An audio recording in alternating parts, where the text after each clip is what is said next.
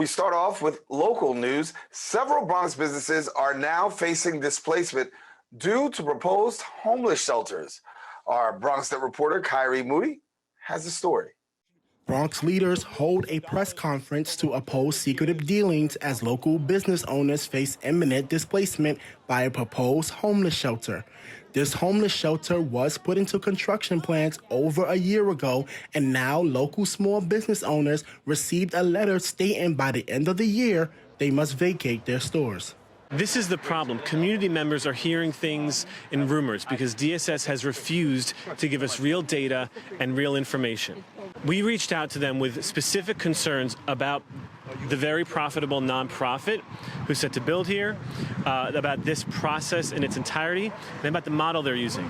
And they sent us a non-response. They emailed us a letter, boilerplate letter, which did not address any of the concerns that we laid out in our outreach to them. I understand the community is upset about what type of housing is going to be here. I'm upset that this is a sweetheart deal. This went to the Department of Contracts. We know it's going to be developed, but to the tune of $5.5 million over 35 years as a handout, I don't think that's right. Yes, develop it. It should be mixed use. It should be market value apartments. It should be for the formerly unhoused. It should be for lower income apartments. We know it's going to be developed, but the question is, how should it be developed? First is that the way this facility is set up, it's not studio apartments. It is 10 men in a room. Okay. You have homeless men coming from different, backgrounds, and you're going to put them in a room together. That's a recipe for disaster. And this is not the way treatment should be. I don't know what treatment facilities they're going to have there. I didn't see that in the proposal. They also have a 10 o'clock lockout. Bronx leaders are continuing to support local business owners as they face this upcoming problem in their community. Reporting for BronxNet, this is Kyrie Moody. And thank you, Kyrie. In other news, Northwest Bronx Community and Clergy Coalition held a workshop discussing community land trusts.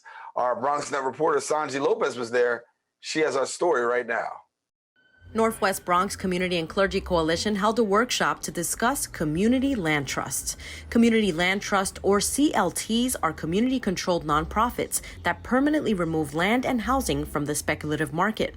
The event included activities for community members to brainstorm ideas and launched with a grounding traditional community healing session.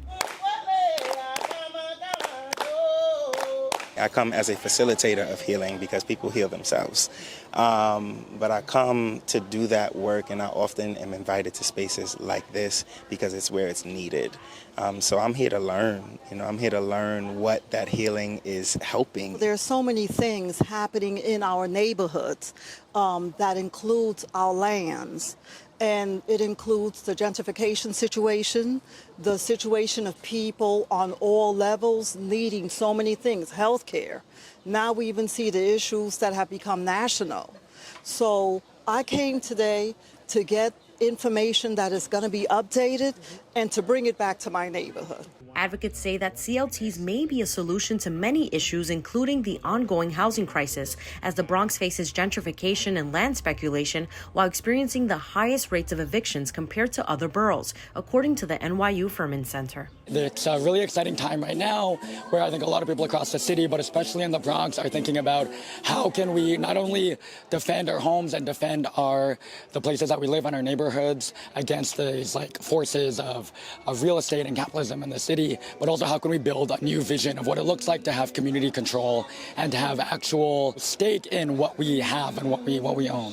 The Bronx CLT, Northwest Bronx Community and Clergy Coalition, and local residents launched a campaign where they identified 26 city-owned lots in the Bronx. They are now demanding that the city transfer ownership of the land to the CLT. Over the summer, we had a number of really visible campaigns in different neighborhoods across the city to do some imagining with people in those neighborhoods about what it looks like to own the property that you have.